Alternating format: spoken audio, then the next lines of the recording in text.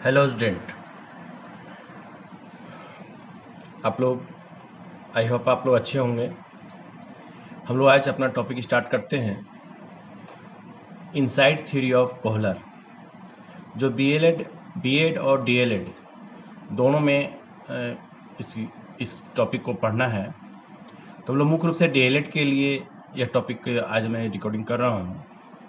तो हम लोग आगे इसको बढ़ते हैं कि इनसाइड थ्योरी ऑफ कोहलर, सूझ का सिद्धांत या कोहलर के सूझ या अंतर्दृष्टि का सिद्धांत क्या है, उसके बारे में हम लोग समझने का प्रयास करते हैं। तो हम लोग का टॉपिक जैसा कि कहा है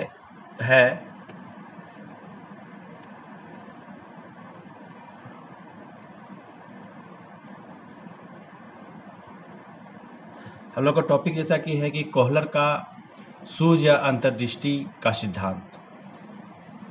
तो देखिए यहाँ सूझ एक शब्द का यहाँ प्रयोग हो रहा है, पर हम लोग सूझ के बारे में समझते हैं, अंतर्दृष्टि क्या है उसके बारे में हम लोग जानने का प्रयास करेंगे। तो मुझे कोहलर महोदय का जो सिद्धांत दिया गया था, अंतर्दृष्टि का सिद्धांत, उसे समझने में मुझे ज़्यादा आसानी होगी।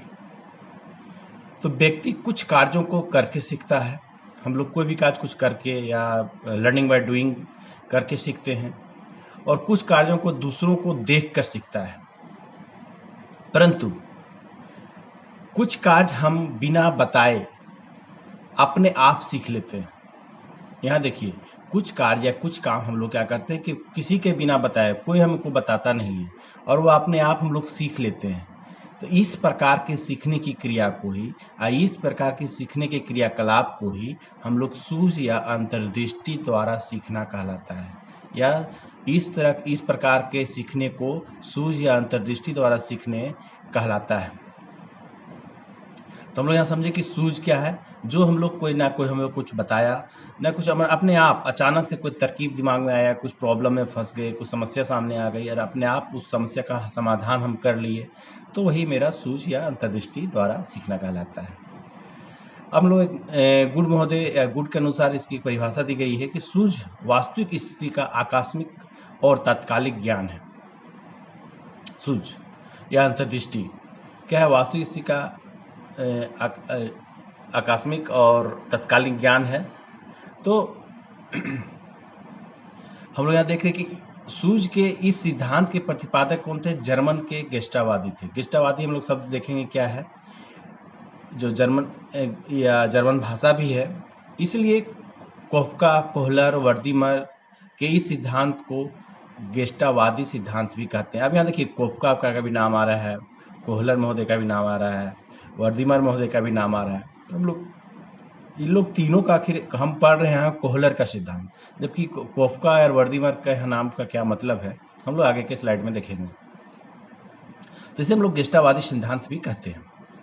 कोहलर के अनुसार किसी समस्या के आने पर व्यक्ति को अपनी मानसिक शक्ति द्वारा पूर्ण परिस्थिति का बोध हो जाता है। जब हम लोग होता है, सूझ द्वारा अचानक उसका हल निकल जाता है। कोहलर महोदय का क्या कहना है कि किसी समस्या के आने पर व्यक्ति को अपनी मानसिक शक्ति का, मेंटल पावर शक्ति का द्वारा पूर्ण परिस्थिति का बोध होता है, उसे जानकारी होती है अपनी शक्ति का, और एक सूझ, एक अचानक से तरकीब आती है दिमाग में और उस समस्या का हल निकल आता है। आगे हम लोग देखिए कि हम लोग स्लाइड के माध्यम से इसको देखना चाह रहे हैं कि अब कोहलर का जो सूझ सिद्धांत है, इसको हम लोग देखिए गेस्टाल क्या है। हम लोग गेस्टावादी का वर्ड का यूज किए। तो गेस्टाल यह जर्मन शब्द है। यह क्या है? एक जर्मन शब्द है, जैसे आप स्लाइड में देख रहे हैं। इसका अर्थ क्या होता है? गेस्टाल का अर्थ या इसकी मीनिंग क्या है? पूर्ण आकृति या संपूर्ण आकार।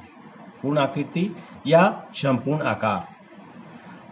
इसके प्रतिपादक कौन थे? देखिए यहाँ सबका नाम अलग अलग है। प्रतिपादक थे वर्दीमर, और प्रयोगकर्ता कोहलर ने इसका प्रयोग किया था, इस पर प्रैक्टिकली किए थे। तो प्रयोगकर्ता का नाम में कोहलर का आता है। और प्रयोग किस पे किया गया था? प्रयोग किए थे बनमानुस चिंपैंजी पर, जिसका नाम सुल्तान था। आप लोग देख सकते हैं कि इसको कमरे में बंद किया गया है, बहुत ही टेंशन स्थिति में बैठे हुआ है बनमानुस, और बहुत ही भूखे बनमानुस पे इसका प्रयोग किया गया। तो और इसके सहयोगकर्ता के रूप में कोफका थे, जो इसके सहयोग इसका करता थे। तो आप ये चारों नाम जो आया था कि गेस्टाल क्या है, वर्दीमर कौन थे, कोहलर कौन थे, कोफका कौन थे, इसका आपको आई थिंक इसको स्पष्ट हो गया होगा कि इसके नाम में किनका कौन सा महोदय सहयोग करता थे, कौन सा इस प्रयोग करता थे, कौन प्रतिपादक थे और किस चीज़ पे प्रयोग किया था, किस पे बनमानुस चिंपैंजी, उसका नाम क्या था, सुल्तान। इसे अन्य नाम से भी जाना जाता है, जैसे संपूर्णवाद, जैसा कि इसका नाम ही है। देखिए, इसका गेस्टाल्ट का अर्थ ही होता है पूर्ण आकृति या संपूर्ण आकार, इसको संपूर्णवाद सिद्धांत के नाम से भी हम जानते हैं। इसका भी अगर कभी पूछे कि संपूर्णवाद सिद्धांत के प्रतिपादक प्रयोगकर्ता कौन थे या सब कौन दिया, तो कोहलर का ही नाम आएगा। समग्रवाद सिद्धांत कोहलर, अवयववाद सिद्धांत कोहलर और गेस्टावादी सिद्धांत कोहलर। तो आगे हम लोग इसके सिद्धांत को और विस्तृत रूप से समझने का प्रयास करते हैं कि अंतर्दृष्टि सिद्धांत की व्याख्या, जो सूझ का सिद्धांत है, अंतर्दृष्टि सिद्धांत की जो व्याख्या थी, वह कोहलर महोदय ने गेस्टाल्ट साइकोलॉजी में 1959 में की थी। अपनी पुस्तक, उनकी एक पुस्तक बहुत ही थी जो विख्यात थी, उनका उस पुस्तक का नाम था गेस्टाल्ट साइकोलॉजी, अंतर्दृष्टि सिद्धांत की व्याख्या 1959 में की थी। गेस्टाल्टवाद का एकदम सीधा एक लाइन में मतलब है कि जब तक समस्या दिखाई नहीं पड़ती है तब तक हल नहीं होगा। एकदम एक लाइन में हमेशा याद रखना है कि गेस्टाल्टवाद या सूझ का सिद्धांत में एक लाइन को हमेशा कि जब तक समस्या दिखाई ना दे तब तक मैं किसी भी उसका हल नहीं कर। यह लाइन सही भी है। अगर आप लोग से एग्जाम्पल के लिए हम पूछें कि 80 पेन का मूल्य क्या होगा, तो क्या आप लोग बता सकते हैं 80 पेन का मूल्य क्या होगा या 40 पेनों का मूल्य क्या होगा? तो यहाँ पे मूल्य क्या होगा? तो यहाँ समस्या क्या है? यहाँ समस्या है कि हमको एक पेन का, 1 पेन का मूल्य पता नहीं है। अगर मुझे एक पेन का मूल्य पता चल जाएगा कि एक पेन का मूल्य 5 रुपया है, तो हम लोग 80 × 5 करके हम लोग 80 पेन का मूल्य को निकाल सकते हैं। तो यहाँ क्लियर है कि समस्या होना जरूरी है। 80 पेन का मूल्य क्या होगा, डायरेक्ट पूछने से आपके पास कोई उसका जवाब नहीं आएगा जब तक आपको एक पेन की कीमत ना पता हो। हम लोग आगे फिर इसको देखते हैं कि कोहलर ने सुल्तान नाम चिंपैंजी का प्रयोग किया, जैसा कि हम लोग पहले स्लाइड में बता चुके हैं। तो कोहलर ने कुल 6 चिंपैंजियों पर प्रयोग किया था, जिसमें एक मुख्य चिंपैंजी था सुल्तान, उस पर विशेष रूप से जो उस पर प्रयोग किया, जिसका नाम आता है हर एग्जाम वगैरह में भी पूछा जाता है कि कोहलर में जिस चिंपैंजी है तो उसका नाम क्या था, सुल्तान था। और किन किन नामों से जाना जाता है, समग्रवाद, संपूर्णवाद, अवयववाद, गेस्टाल्टवादी सिद्धांत, कोहलर का सूझ सिद्धांत, विभिन्न नामों से इसे जाना जाता है। तो देखिए, हम यहाँ एक डायग्राम के रूप में समझा कि समस्या, तीर के निशान, अंतर्दृष्टि, सूझ, समाधान। तो देखिए, जब तक कोई, आप यहाँ क्लियर है कि जब तक कोई समस्या सामने नहीं होगी तब तक उसका हम लोग समाधान तो खोजते नहीं हैं। हम लोग पास कोई समस्या होनी चाहिए, तभी ना हम लोग समाधान खोजेंगे।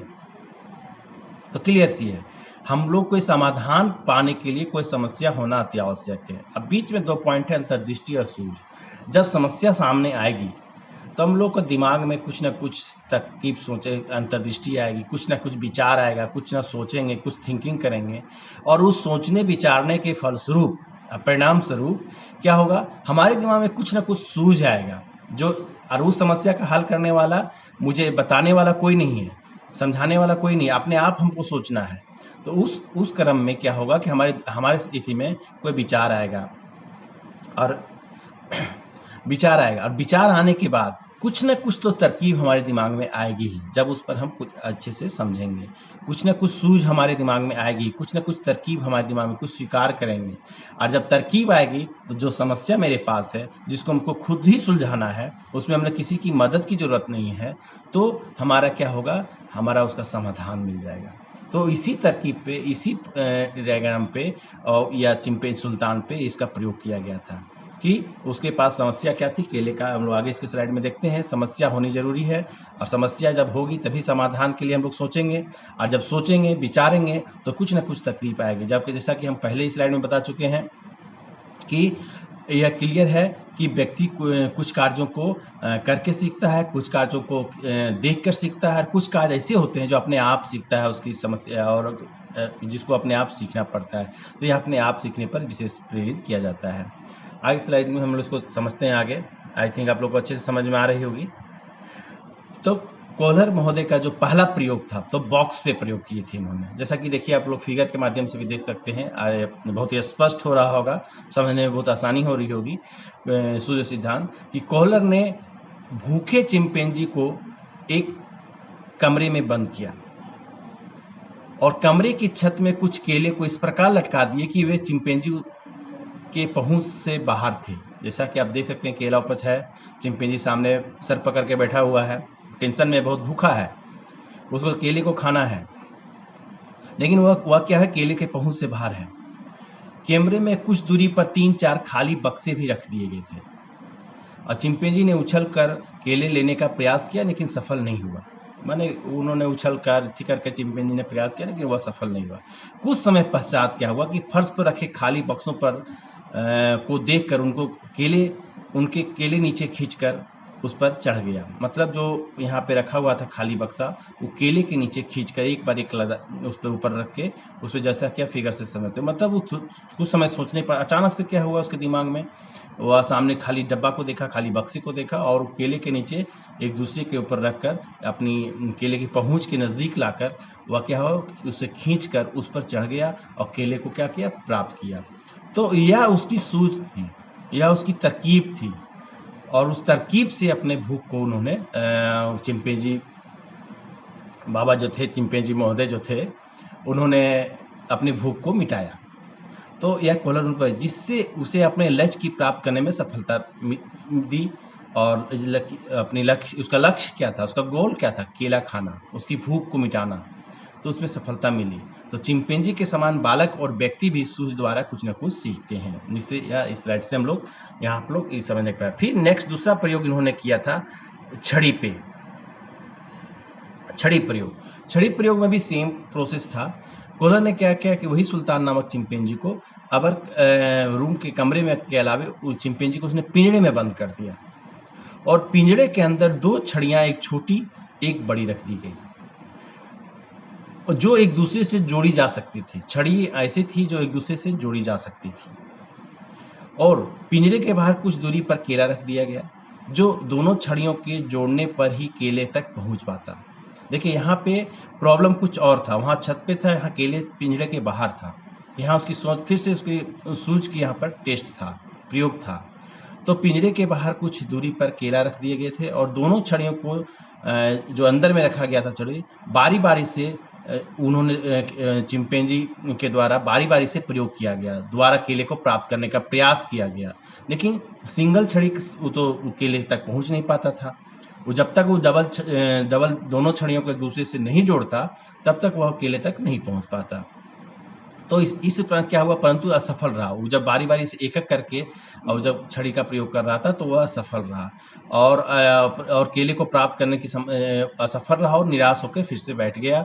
और परंतु उसका दिमाग में, उसके विचार में, उसके दिमाग में अंतर्दृष्टि क्या थी, मन एक समस्या क्या थी, अपनी केले को प्राप्त करना समस्या बनी हुई रही, केले को प्राप्त करने की समस्या उसके दिमाग में बनी रही और फिर वो छड़ियों से खेलने लगा या सोचने लगा और छड़ियाँ एक दूसरे में अचानक खेलते खेलते क्या, आप जैसा कि फिगर समझ रहे हैं, देख सकते हैं कि छड़ियाँ एक दूसरे में घुस गई। वो छड़ी ऐसा एक दूसरे से जुड़ने वाली छड़ी थी और जुड़ती उसमें एक सूझ उत्पन्न हुआ।